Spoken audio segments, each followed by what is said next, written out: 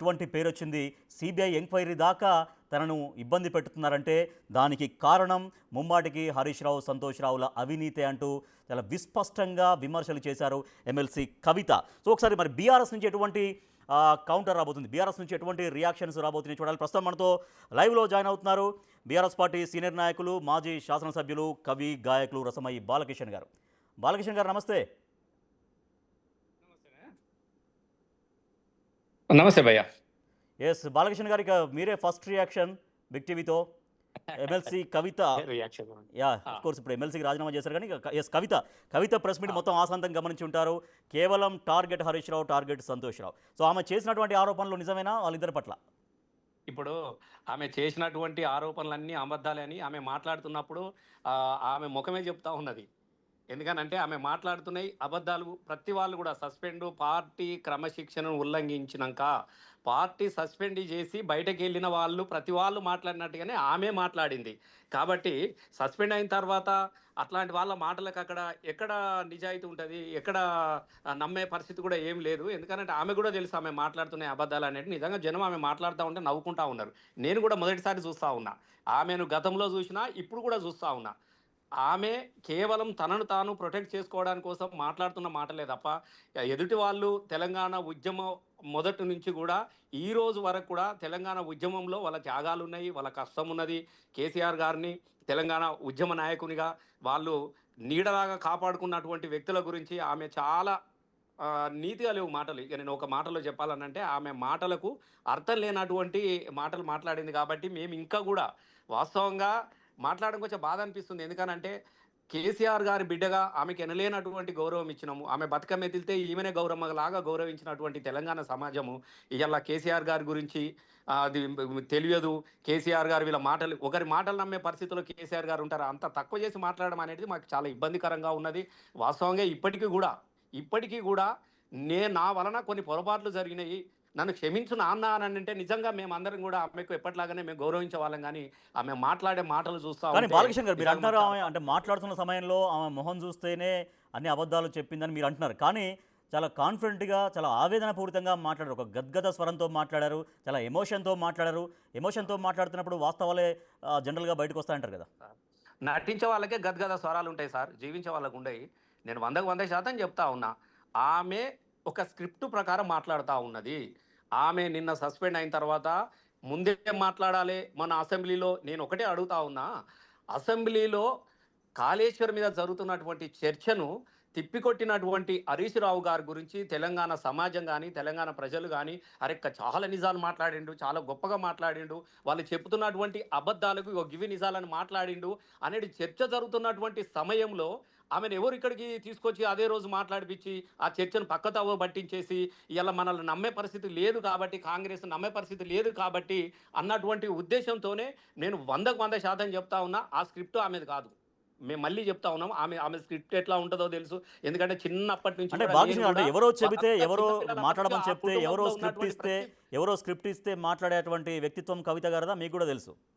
100%. ఇప్పుడు గతంలో కవిత కాదు కదా, నిజంగా గతంలో ఉన్నప్పుడు కవితమ్మను మేమందరం కూడా సొంత తోబుట్టులాగానే మేము భావించుకున్నాం. కానీ ఇటీవల ఆమె చేస్తున్నటువంటి పరిణామాలు కావచ్చు, ఆమె మాట్లాడుతున్నటువంటి తీరు కావచ్చు, పార్టీ అధికారం కోల్పోయిన తర్వాత ఆమెలో చాలా మార్పులు వచ్చినాయి. ఎందుకనంటే గతంలో అధికారాన్ని అనుభవించినటువంటి ఉన్నటువంటి కవితమ్మ గారు ఇవాళ అధికారం పోయిన తర్వాత మళ్ళీ అధికారం వైపు అర్రులు చాపుతున్నట్టుగానే మనకు కనబడతా ఉన్నది. ఏదో ఒక అధికార పార్టీతోని అంటగాగుతున్నట్టుగానే కనబడతా ఉన్నది. వాళ్ళ మాటలు ఈమె మాటలుగా మాట్లాడినటువంటి సందర్భాలు కోకొల్లు ఉన్నాయి. అయినప్పటికీ కూడా పార్టీతో మమేకమైనటువంటి సంబంధాలే కాకుండా కేసీఆర్ గారు అన్నటువంటి ఒక బిడ్డతోని మేము చాలా మంది మేము మౌనంగా ఉన్నాం. మామూలుగా అనేక రకాలైనటువంటి విషయాలలో కావచ్చు. కానీ ఇటీవల ఆమె చేస్తున్నటువంటి పని ఏదైనా ఎంతగానో ఉంటుంది. ఇప్పుడు కేసీఆర్ లాంటి వ్యక్తి చెప్పినటువంటి ఒకే ఒక పదము, త్యాగాల పునాదుల మీద తెలంగాణ రాష్ట్రాన్ని నేను సాధిస్తా. ఈ త్యాగాలకు విఘాతం కలిగించినటువంటి నా సొంత కుటుంబ సభ్యులైనా కూడా నేను పార్టీ నుంచి బయటకు పంపిస్తా. తెలంగాణ రాష్ట్రాన్ని సాధించినటువంటి పార్టీని కాపాడుకోవాలి, పార్టీని నమ్ముకున్నటువంటి కార్యకర్తలే నా బిడ్డలు, నా ఆత్మీయులు అన్నటువంటి భావనతో ఉన్నటువంటి ఒక వ్యక్తికి ఇటీవల ఆమె మాట్లాడుతున్నటువంటి మాట ఎంత క్షోభను కలిగించడం మీ అందరు కూడా తెలుసు. అంటే తన వేదనకు గురి కాలేదంటున్నారా? పార్టీలో కొంతమంది వేధించారు, ఇబ్బంది అంటే తన మాటలో చెప్పారు. అంటే సామాజిక తెలంగాణ ఇంకా కావాల్సిన అవసరం ఉందనే పాయింట్ దగ్గర నుంచి తనని పూర్తిగా తన వ్యాఖ్యల్ని వక్రీకరించారు. సామాజిక తెలంగాణ బీఆర్ఎస్ లక్ష్యం కాదా అనేది కవిత ప్రశ్నిస్తున్నారు. ఒక మాట ఏ తెలంగాణ ఎట్లా ఉండాలనో కేసీఆర్ అనే వ్యక్తి తెలంగాణ రాష్ట్ర ఉద్యమాన్ని 14 సంవత్సరాలు నేను ఒక కళాకారునిగా వారితోని ఎన్నో రాత్రులు అసలు నేను వారితోని ఎన్ని సంవత్సరాలు ఎన్ని రోజులు వాళ్ళ ఆశయాలు వాళ్ళ ఆలోచన అని పంచుకున్న వ్యక్తిగా నేను చాలా విషయాలు కూడా ఆయన ఒక్కొక్కటి తెలంగాణ వస్తే ఏం చేయాలనే దాని మీద ఒక్కొక్కటి రాసుకొని 14 సంవత్సరాలలో ఒక అద్భుతమైనటువంటి తెలంగాణను సాధించి చేసినటువంటి వ్యక్తికి ఏం చెయ్యాలో అంత చెప్పే శక్తి కవితమ్మకు ఉన్నదా? మీరు చెప్పండి. ఏ తెలంగాణ ఎట్లా ఉండాలనో కేసీఆర్కి తెలియదా? ఇలా అంత సామాజిక తెలంగాణ మరి ఈమన నుండి సామాజిక తెలంగాణ ఎందుకున్న జాగృతి పార్టీకి అధ్యక్షురాలుగా నేను అడుగుతా ఉన్న సూటిగా వచ్చి ఒక సామాజిక నాలాంటి ఎవరో ఒకరు పెట్టు, ఓ బహుజనుని పెట్టి ఓ దళితుని పెట్టి నడిపేనుంటివి. మరి నువ్వు పదవులో అంటగాకుండా సామాజిక తెలంగాణ వైపు నేను పోరాటం చేస్తున్నా, మీరు చేయాలనే నీ పోరాటంలో నిజాయితీ లేదు. నేను ఒకటే చెప్తా ఉన్నా, మేము నిజంగా చెప్తా ఉన్నాం. ఇట్లా అనడం కూడా నాకు కొంచెం ఇబ్బందిగా ఉన్నది. ఆమె కొన్ని అంశాలను ప్రస్తావించింది, కొన్ని అంశాలలో నేను కూడా ఉన్నా, దానిని ప్రత్యక్షంగా ఉన్నా. అంత అబద్ధాలు చెప్తా ఉంటే నిజంగా నాకు ఆశ్చర్యం వేస్తూ ఉన్నది. ఇప్పుడు హంపిలో వాళ్ళు జగదీశ్వర్ రెడ్డి గారి కొడుకు అమెరికా పోతా ఉంటే ఆయన పెడతా ఉంటే వాళ్ళ ఫ్యామిలీ, వాళ్ళ అన్న పిల్లలు, వాళ్ళ తమ్ముల పిల్లలు, వాళ్ళ అక్క పిల్లలు, అలా మన శేఖర్ అన్న కూడా ఉన్నారు, జర్నలిస్టులు శేఖర్ రెడ్డి గారు ఉన్నారు, వల్లభనారాయణ ఉన్నారు, శంకర్ అన్న ఉన్నాడు, నేనున్నా, క్రాంతి కుమార్ ఉన్నాడు, కిషోర్ ఉన్నాడు, జూలూరు గౌరీశంకర్ ఉన్నాడు. మేము ఇట్లాంటి వాళ్ళు లైక్ మైండ్ చిన్నప్పటి నుంచి జగదీష్ లిఫ్ట్ నుంచి వచ్చిన వాళ్ళం. అందరికీ తెలియని విషయాలు, మీరు అందరూ గమనించిన విషయాలు తను తెలుసుకుందేమో, తను గమనించిందేమో. నేనేమంటే అట్లాంటి విషయాన్ని కూడా ఆమె నేను ప్రత్యక్షంగా ఉన్నా కాబట్టి మీరు కొంచెం కెమెరా వెనక్కి వెళ్ళండి. మన బాలకృష్ణ గారు, మీరు బాగా టైట్ ఉంది మీ ఫ్రేమ్, కొంచెం దూరం పెట్టుకోండి ఫోను. అండ్ అదే అంటే మీరు అందరూ గమనించని, మీరు అందరూ తెలుసుకున్న విషయాలు తెలుసుకున్నారేమో కవిత. ఇప్పుడు ఏమీ తెలుసుకోలేదండి. నేను ఒకటే చెప్తా ఉన్నా, ఆమె వెనుక ఇవాళ మళ్ళీ తెలంగాణలో కేసీఆర్ను కోరుకుంటా ఉన్నారు. తెలంగాణ రాష్ట్రంలో ప్రొద్దున లేసించి అలా ప్రజాక్షేత్రంలో ఒక కురుక్షేత్ర యుద్ధంలో కృష్ణుడు అర్జునుడు ఏవైతే కురుక్షేత్రంలో దూరి ఎట్లయితే యుద్ధం చేసిరో, ఇలా ప్రజాక్షేత్రంలో ఇలా అటువైపు నిలబడ్డటువంటి కాంగ్రెస్ పార్టీ విధి విధానాలను కావచ్చు, వాటిని ఎండగడుతూ ప్రజలు ఏదైతే కోరుకుంటా ఉన్నారో, ప్రజలు దేనికైతే ఆరాట పడుతూ ఉన్నారో వాళ్ళ సమస్యలకు ఓదార్పుగా నిలబడ్డారు. కాబట్టి ఇలా కేటీఆర్ హరీష్ అన్న మధ్యన ఒక విఘాతం కలిగించాలి, వాళ్ళిద్దరిని ఏ రకమైనటువంటి మనస్పర్ధలు కలిగించాలన్నటువంటి అక్కస్తో మాట్లాడుతున్న మాటలే తప్ప నిజంగా దానిలో ఏమైనా నిజాయితీ ఉన్నదండి? సో దానికి ప్రయోజనం ఏంటి? ఇప్పుడు సొంత కుటుంబమే కదా, ఇప్పుడు కేటీఆర్ అన్న సొంత కుటుంబమే, హరీష్ అన్న సొంత కుటుంబమే. ఇప్పుడు వాళ్ళ కుటుంబంలో వాళ్ళకి తను గ్యాప్స్ పెంచడం వల్ల ఆమెకు వచ్చిన ఉపయోగం ఏంటి? ఆమె ఉపయోగం ఏముంది అనేది ఆమెనే అడగాలి. ఇట్లా మాట్లాడుతున్నా కదా, మరి ఇన్ని రోజులు మాట్లాడలే కదా, ఆమె కూడా ఉన్నది కదా ఇన్ని రోజులు. బాలకృష్ణ గారు, ఇందాక హంపి గురించి మీరు ప్రస్తావించారు, అదే ప్రెస్ మీట్ లో కూడా కవిత గారు అదే మాట్లాడారు. అసలు హంపి ఎపిసోడ్ ఏంటి? హంపికి హరీష్ రావు అంటే అసలు ఏం జరిగింది?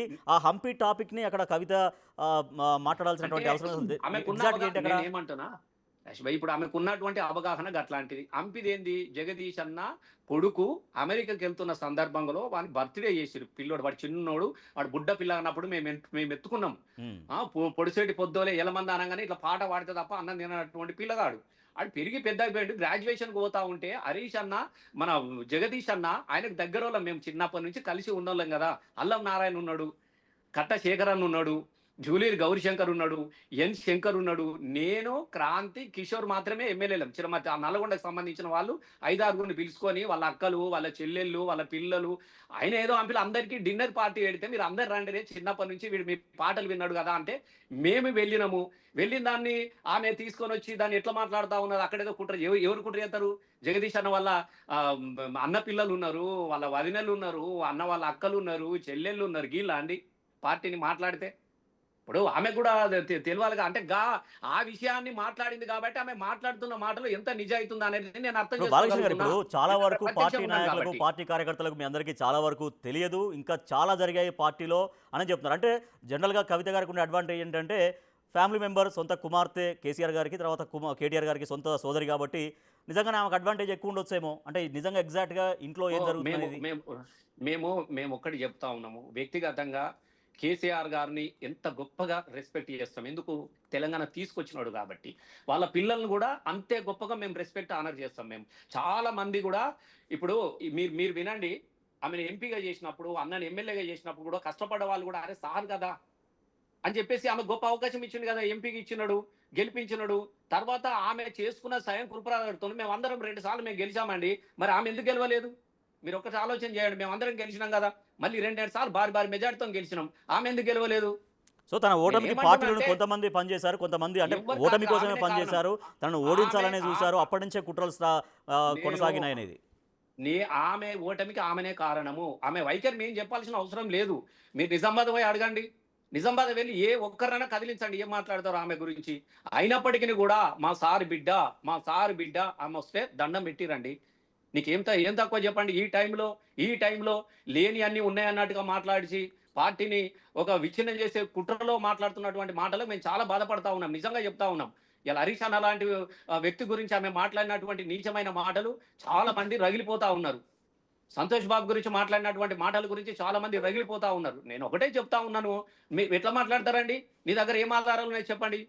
ఏ ఆధారాలు లేనిది, ఏ ఆధారం లేకుండా ఇలా పార్టీని ఇప్పుడున్నటువంటి పరిస్థితుల్లో ఇలా ఒక్కొక్కటి మళ్ళీ తెలంగాణ ఉద్యమంలో రాష్ట్రాన్ని ఏ విధంగా సాధించుకున్నామో అబద్ధాలతోని గద్దెనెక్కినటువంటి కాంగ్రెస్ పార్టీ వలన ప్రజలందరూ ఇలా అన్నమో రామచంద్ర అంటే యూరియా కోసం ఎక్కడో అక్కడ సొమ్మసిల్లి పోతా ఉంటే వాళ్ళకు ఓదార్పునియాల్సినటువంటి సమయంలో ఇవాళ నువ్వు పార్టీలో ఉన్నటువంటి వాళ్ళ గురించి, హరీష్ అన్న గురించి కానీ రామన్న మధ్యన మాట్లాడాల్సినటువంటి మాటలేనా అవి? రైట్. అయితే రామన్న బాలకృష్ణ గారు గారు, అంటే అమాయకుడా? ఎవరైనా కేటీఆర్ గురించి తెలుసుకోలేని ఎక్కడ పరిస్థితిలో మాట్లాడలేదు, ఉన్నాడా? కేటీఆర్ పైన ఎటువంటి విమర్శలు చేయలేదు, పార్టీ అదే అధినాయకుడు కేటీఆర్ కేసీఆర్ పైన గారి విమర్శలు నుంచి చేయలేదు. విమర్శ మీరు కాదు. జాగ్రత్తగా మీరు ఒకటి ఉండండి నాన్న, గుర్తుపెట్టుకోండి. మీరు జాగ్రత్తగా ఉండండి ఏంది అన్నయ్య, అవసరం? పార్టీని ఇప్పుడు హస్తగతం చేసుకునేటువంటి కుట్ర సాగిందనేది కవిత గారు నాన్నకు మాట్లాడిన మాట. అసలు నవ్వుకుంటా ఉన్నారు.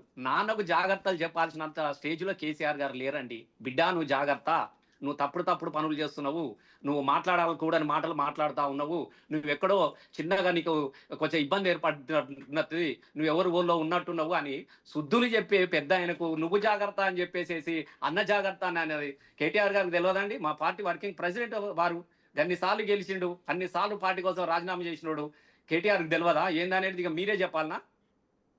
సో ఇవాళ కుట్ర జరిగింది. ఇప్పుడు హరీష్ రావు ట్రబుల్ షూటర్ కాదు, ఒక బబుల్ షూటర్. సమస్య ఆయనే సృష్టిస్తారు, ఆయనే పరిష్కారం చేసే ప్రయత్నం చేశారంటూ ఇప్పుడు మొన్న ఉదాహరణగా హరీష్ ఒక నిమిషం, ఉదాహరణగా doctor Shravan, Dasoju Shravan MLC elect సమయంలో ఇంకొక పార్టీ అభ్యర్థిని రంగంలోకి దించే ప్రయత్నం జరిగింది. అది నేను కేసీఆర్ గారికి చేరవేశాను, అది ఏం లేదన్నారు. మళ్ళీ నేను ఇవన్నీ చెప్పారు. అంటే ఇట్లా చాలా చాలా వరకు ఇప్పుడు జరిగాయి. సమస్యను సృష్టిస్తారు, సమస్యను సాల్వ్ చేసినట్టు చేస్తారనేది.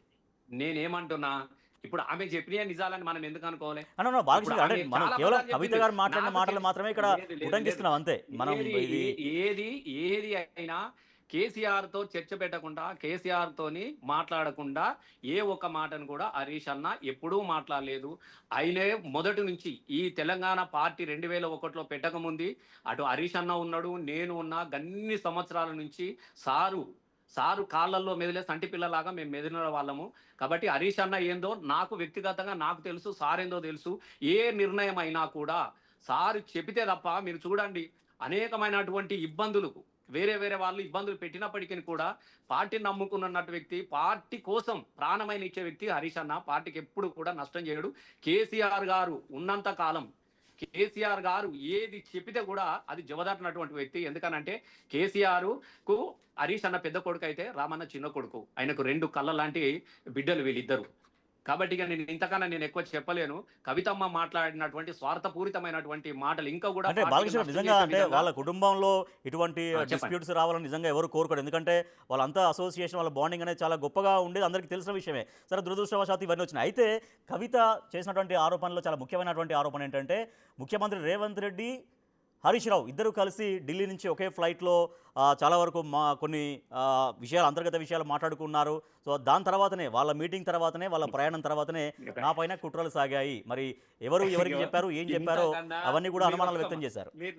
మీరు ఇంతగా ఒక మాట వినండి. ఇంతకన్నా చిల్లి మాట ఇంకొకటి ఉన్నది నాకు తెలిసి. హరీష్ అన్న రేవంత్ రెడ్డి, అసలు రేవంత్ రెడ్డికి కాళ్ళల్లో కట్టేవాళ్ళనంటేనే హరీష్ అన్న పేరు చెప్తాడు. ఇలా హరీష్ అన్న పేరు తీయకుండా, రామన్న పేరు తీయకుండా ఇలా రేవంత్ రెడ్డి బతికే పరిస్థితులే లేదు. అట్లాంటి హరీష్ అన్న పోయి ఆయన దగ్గర మోకరిల్లిండు అనే మాట అనేది ఆమె విజ్ఞతకు వదిలేస్తున్నాం. ఇట్లాంటి మాటలు కూడా మాట్లాడద్దు ఆమె. హరీష్ అన్న వ్యక్తిత్వం అనేది ఇలా తెలంగాణ ప్రజలకు తెలిసిందే. కాబట్టి ఇలా హరీష్ అన్న గురించి కవితమ్మ వచ్చి ఇట్లా చెప్పంగానే నమ్మే పరిస్థితి. ఇంకోటి కూడా చెప్తా ఉన్నా, ఆమెకు అసలు నైతికత అనేది లేదు. నేను 100% చెప్తా ఉన్నా. ఇంత పెద్ద మాట కూడా మాట్లాడుతా ఉన్నా. అసలు ఆమె చేసిన దానికే కదా మేము ఇన్ని ఇబ్బందులు పడతా ఉన్నాం. మేము ఎంపీ ఎలక్షన్లలో ఆమె చేసినటువంటి పనికే కదా మేము తల వంచుకొని నడవాల్సినటువంటి పరిస్థితి ఉండేనండి. మొత్తం తెలంగాణ సో ఉద్యమంలో అక్రమ కేసులు బతుకమ్మ పెట్టారు, అక్రమ ఎత్తినటువంటి కేసులు ఫోటో పెట్టి వేధించారని. అంటే ఆమె నేను చేసిన ఒకటే పని అంటే చెప్తున్నా, ఇప్పుడు బతుకమ్మ ఆమె నిజంగా లిక్కర్ స్కామ్కు పాల్పడింది అని అంటున్నారా మీరు ఇప్పుడు బీఆర్ఎస్? ఇప్పుడు నేనేమంటున్నా, ఉన్నదా వన్స్ లేదా అనేది ఇప్పుడు మీరు ఏమన్నారంటే ఆ పని వల్లే బీఆర్ఎస్కి నేను ఇబ్బంది ఇప్పుడు అదే అయిందన్నారు. మాట అడుగుతున్నా. నేను ఇప్పుడు నేను మిమ్మల్ని కూడా సూటిగా అడుగుతా ఉన్నా. ఉన్నదా లేదా అనే ఆమె లిక్కర్ లో సంబంధం ఉందా లేదా అని అనుకుంటే, మరి కాళేశ్వర్లో అవినీతి జరిగిందా లేదా అని తేలక ముందే ఆమె ఎట్లా మాట్లాడుతున్నదండి? సో అదే హరీష్ అంటే రావు అదే గారు ఆరోపణ మొన్న చేశారు, మళ్ళీ ఇవాళ నేను అడుగుతున్నా ఆరోపణలు ఇంకా సూటిగా. ఎక్స్టెండ్ చేశారు. నేను ఎక్స్టెన్షన్ కాదు, నేను ఒకటే చెప్తా ఉన్నా. నువ్వు కాళేశ్వరం మీద అవినీతి జరిగింది, ఇన్ని కోట్లు సంపాదించారు అనుకున్నప్పుడు మరి నిన్ను కూడా అనుకోవాల్సి వస్తుంది కదా. నీకు అది మొదలే లేదు, ఇప్పుడు ఆ విచారణే లేదు, ఏది లేనే లేదు, ఏది కానే కాలేదు. నువ్వు ఇది ఎట్లా వచ్చింది, నీకు అది ఎట్లా వచ్చింది అని అంటే మాట లేదని మాట్లాడచ్చు. మేము కూడా అంటున్నాం. మరి నీకు ఇప్పుడు నీ వెనుక ఎవరు ఉన్నారో, మరి ఎన్ని వందల కోట్లు తీసుకొని నువ్వు మాట్లాడుతున్నావో మా పార్టీని విచ్ఛిన్నం చేయడానికి కోసము, మా పార్టీ మధ్యన ఒక రకమైనటువంటి ఆ, వ్యక్తిగతమైనటువంటి ద్వేషాన్ని కలిగించడానికి కోసము నువ్వు మాట్లాడుతున్నావు మేము కూడా అనొచ్చు కదా. ఉమ్. అనే మాటలన్నీ ఆధారాలు లేనటువంటి మాట, నరం లేని నాలుకండి ఏదైనా మాట్లాడుతుంది. ఇప్పుడు ఆమె మాటలు చాలా వరకు నేను చెప్తా ఉన్నా.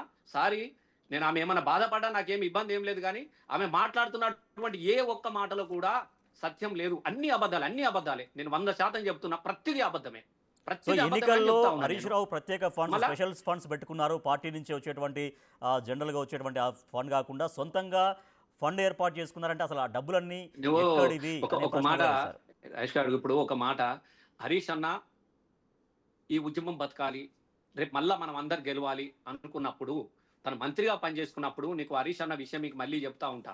ఆయన దగ్గర రూపాయి ఉంటే కేసీఆర్ గారి మొత్తం గుణగానాలు ఎవరిలో ఉన్నాయనంటే అది హరీష్ అన్నలో కనబడుతుంది. మీరు గుర్తుపెట్టుకోండి. తను తినకపోయినా 10 మందికి అన్నం పెట్టే వ్యక్తి. నీకు ఎవరైనా ఇంటికి పోతే కూడా ఇంట్లో వర్కర్స్ లేకపోతే ఛాయ్ పెట్టి తీసుకొచ్చి తాగుమని నీళ్ళు ఇచ్చి ఛాయ్ తాగిపించేటువంటి గొప్ప మనసున్నటువంటి వ్యక్తి. నేను అట్లాంటి పరిస్థితుల్లో నాలాంటి వాళ్ళు ఉన్నామండి. నాలాంటి వాళ్ళం ఉన్నాం మేము. చిన్నప్పటి నుంచి తిరిగినాం. కళాకారులకు ఇచ్చిరు, స్టూడెంట్కి ఇచ్చిరు, అన్ని ఇచ్చిరు. అప్పుడున్నటువంటి పరిస్థితులలో అన్నా కొద్దిగా ఏమైనా పైసలు సరిపోతలే, ఏమైనా సాయం కావాలని అనుకున్నప్పుడు రూపాయి పావుల చేయడంలో తప్పే ఉన్నదండి. ఆయన వందల కోట్లు ఇచ్చిండో అదని కాదు. దగ్గర వాళ్ళకి ఎవరు, ఇప్పుడు నేనే ఉన్నాను. అన్న నాకు ఏదైనా కావాలంటే నేను అన్నని అడుగుతా.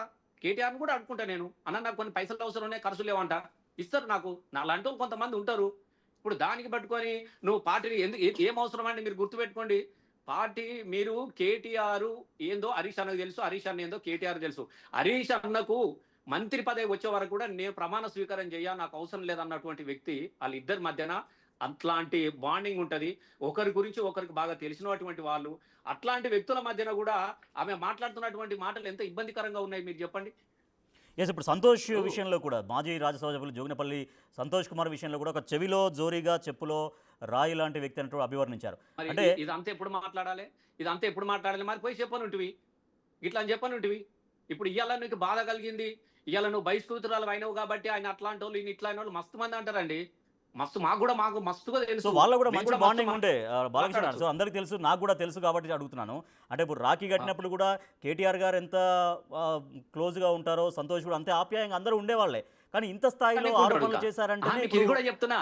కేటీఆర్ అన్న కన్నా కూడా సంతోష్ కవితమ్మ మధ్య ఎక్కువ బాండింగ్ ఉంటుంది, అవును. ఎస్. ఎక్కువ ఆత్మీయతలు ఉంటాయి. ఎందుకంటే కేటీఆర్ అన్న ఒక రకమైన ఉంటది, సంతోష్ బాబుతో కూడా అట్లే ఉంటది. ఆమెను ఎవరు అట్లా పరాయిగా చూడలే. ఆమె మాట్లాడుతున్న మాటలు చాలా ఇబ్బందికరంగా ఉన్నది. ఒకసారి ఆమె మళ్ళీ ఆమె మాటలు మళ్ళీ ఒకసారి చూసుకుంటే, యూట్యూబ్లో ఇట్లా చూసుకుంటే తెలుస్తుంది. చాలా తప్పు మాట్లాడింది అండి. నేను నిజంగా చెప్తా ఉన్నా, మొదటిసారి మాట్లాడుతా ఉన్నా.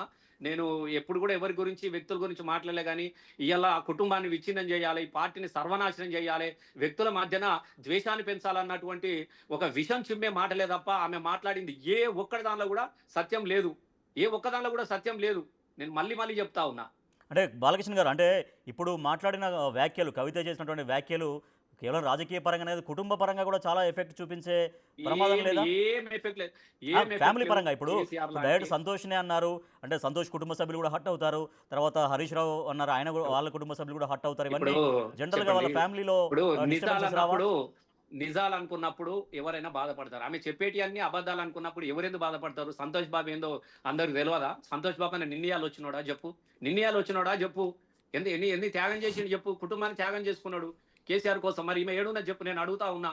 పొద్దున లేస్తే రాత్రి ఎగిలి వారంగా సార్ లేవక ముందు పోతే సార్ పడుకున్న తర్వాత అర్ధరాత్రి వరకు కూడా దర్వాజా కాడ ఇట్లా మన పెద్దమ్మ ముందు పోతరాజు నిలబడతాడండి. ఎవరు చేసినండి?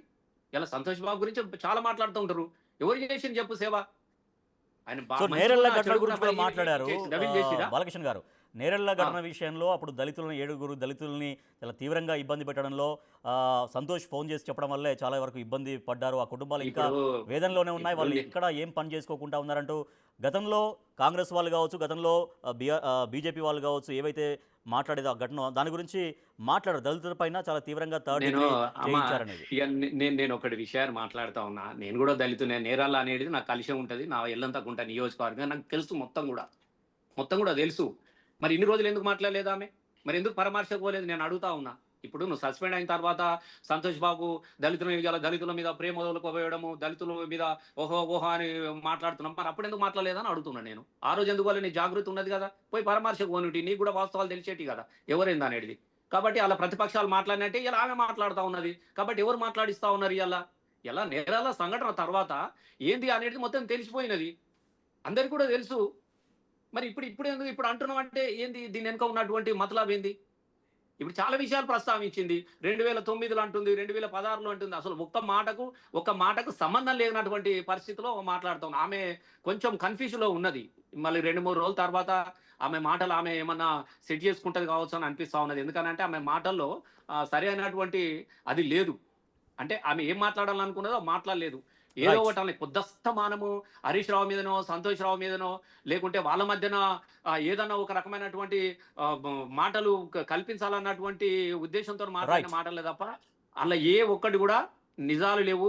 ఆమె కూడా నిజాలు కావన్న విషయం కూడా ఆమెకు తెలుసు. Right. Thank you so much Rasamayya Balakrishna గారు. సో కవిత మాట్లాడిన మాటల్లో ఏమాత్రం వాస్తవం లేదు. కావాలనే ఎవరో మాట్లాడించినట్టుగా కవిత మాట్లాడారు. కానీ ముమ్మాటికి కవిత చేసిన ఆరోపణలో అసలు ఎంత మాత్రం వాస్తవం లేదు. హరీష్ రావు సంగతి అందరికీ తెలుసు, సంతోష్ విషయం అందరికీ తెలుసు. కాబట్టి ముమ్మాటికి కవిత చేసినటువంటి ఆరోపణలు పూర్తిగా అబద్ధం అంటూ బీఆర్ఎస్ పార్టీ చెబుతోంది.